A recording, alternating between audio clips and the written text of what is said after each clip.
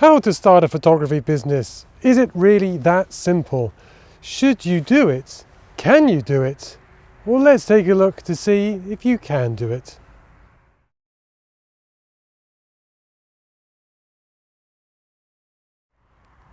All startup businesses are going to need to think about a business plan. You may think you're the greatest photographer out there, but if you're not great in business, then you're going to fail very quickly. Just watch the TV show, for example, Dragon's Den, to see how quickly startup businesses get taken apart. Facts and figures need to be absolutely in your head. You need to be able to understand how you can turn your hobby into a business, how to make your hobby profitable. It's the fundamental principles of business that are going to help you make your hobby into your new full-time job.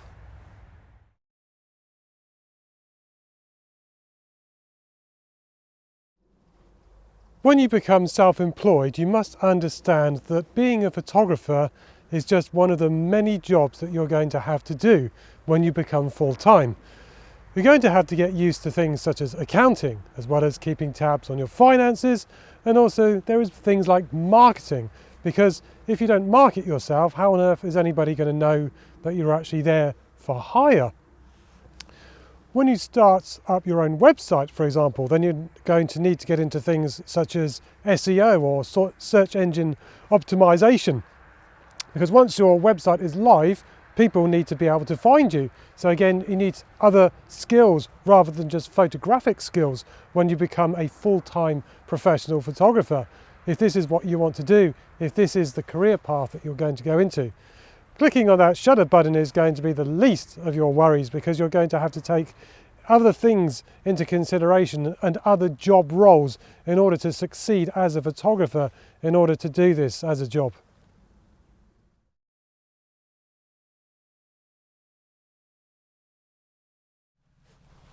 Before you embark on starting your own photography business, work out how much it's going to cost you to start up that business. You need to think about the type of photography that you want to do and whether you want to specialize or become more like a general type of photographer. So for example, if you're wanting to embark on doing just landscape photography, what's the ideal gear that you're going to need as a landscape photographer, as a jobbing landscape photographer? How much is it going to cost you? If you're wanting to do things such as headshots and more studio type of work, how much studio gear are you going to need in order to carry out that job? How much is it going to cost? We all know that photography gear is expensive, so work out your exact costs and the maintenance costs as well, because as we all know, equipment does fail. In addition to this, think about other expenses such as your website costs per year, and also any insurance costs as well, as these are also likely to go into all of your expenses. And also, for example, think about the needs of an accountant.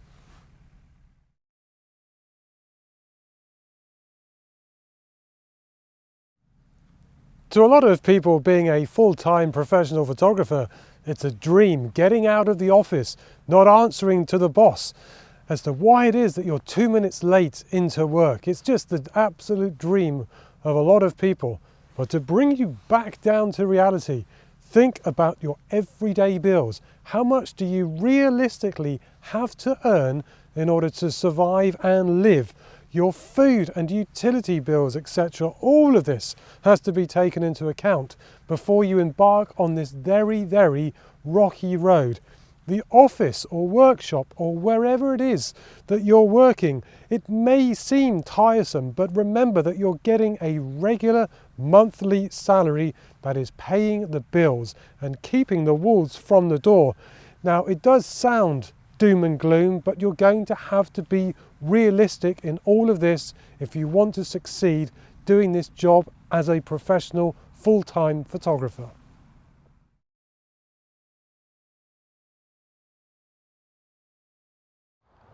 If you're going to hire your services out doing something such as wedding photography, headshot or commercial photography, then you'll have to work out what your day rate is going to be. Now, you need to think if your rate is going to cover things such as your overhead costs, your production costs, any type of other expenses that you can think of. There's a number of sites out there that can help you determine what it is that you should charge as your day rate. It's probably best though to take an average from all of these, find a good middle ground.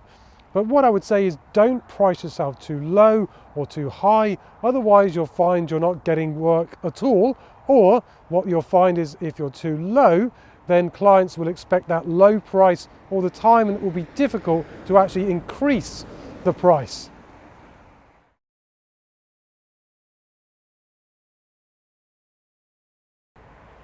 So you think you know it all, you think you've mastered everything there is to do with photography and in your chosen discipline. Think again, as there's always something to learn out there. If you look at the various jobs that are out there, you'll see that each year every job has time put aside to do training. It's imperative to keep up your continuing professional development, be it learning new photographic skills or processing skills, and even think about learning other skills such as marketing, because you are going to need to market yourself in order for your business to be successful and for you to help build your business. My advice would be to set aside some time once a month to learn about new techniques, new business skills, so that you can keep things fresh. Don't be afraid to learn things that are outside of your comfort zone. Otherwise, what you'll do is then you're just not going to get anywhere. So do think about learning things outside of your comfort zone so that you can greatly improve your business.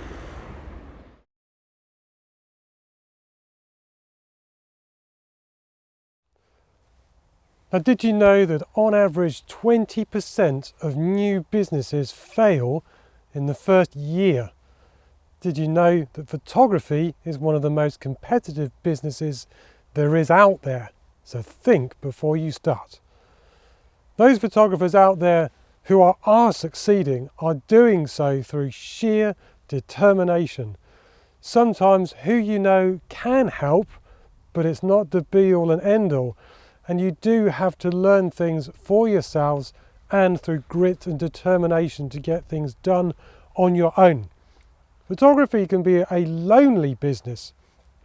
So think again before you venture out on your own. You're going to have to learn to motivate yourself every single day. Back in the workplace, in the normal workplace, you'll see just how easy it is when you're given your daily workload by a manager. Yes, it can be irritating when you think you know better, you don't need to be told what to do every day, but try motivating yourself to try and work when you're feeling under the weather and you're not feeling well at all. However, what I will say on a positive side is don't look at failure as the be all and end all.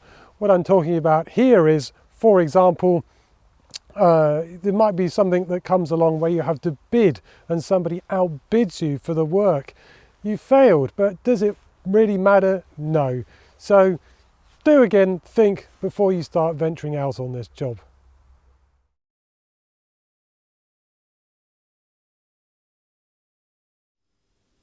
Lastly, success isn't an overnight thing.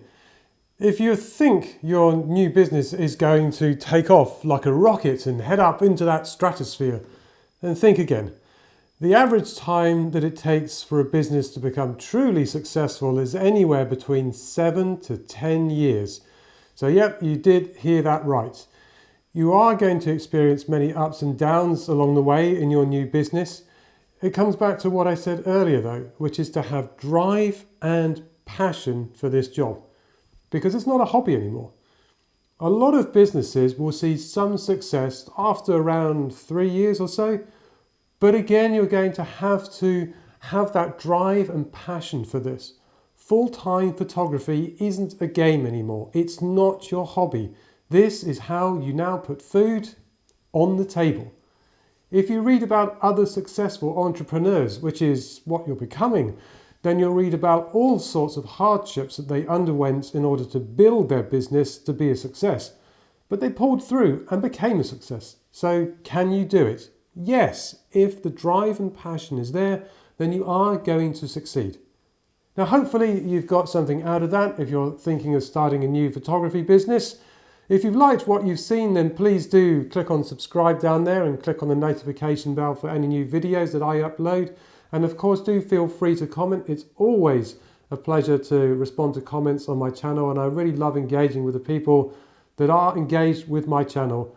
And as I said, I hope you've enjoyed it. See you on the next vlog somewhere, sometime, somewhere soon. Not exactly sure what's coming next. Highly likely it will be something from the Italian Dolomites.